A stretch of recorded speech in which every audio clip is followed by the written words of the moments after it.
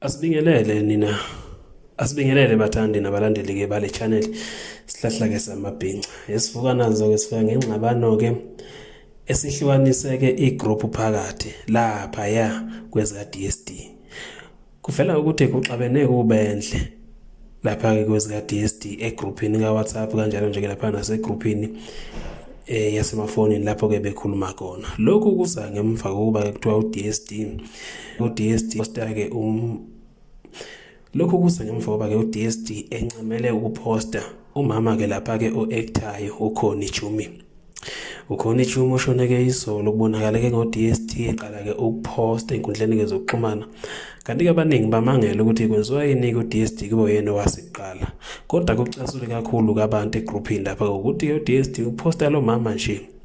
Abalandeli bashonelwe ngelinye ke lelungu laba abalandeli ke kwezakhe uDSD. Kanti ke futhi nobe umlandeli koqinile wesifazane nobekade kukholelwa ukuthi ke uDSD ubezokhombisa ukumhlonipha. uDSD azange ayingeneke leyo zase zemthelekela ke ezalapha ke egroupini ke yakhe. Lezi ke DSD zithi ke uDSD akaqala ukuyenza lento kwathi noma ewineka ibhanoyi noma ke wineka itrip yaphesheya wathatha kumcula ekade ke imbangi yakhe wahamba nayo. Namhlanje kuposta ke lo mama ekubeni ke lo mama eshone kanye nomlandeli oqina wakhe. Ubeka uDSD esephuthuma ke WhatsApp wahamba kwayoposta kwanhla ngasimuka nomoya bamthuka bambiza ngala amagama bemtshela ukuthi sekukaningi sithule sibona wena kubulala iqembu. Bathi leli qembu alibulawa ngabalandeli libulawa nguDSD uqobo njengoba ke hluleka ukuzimela ezintweni zakhe lapha kabhekene ke nazo.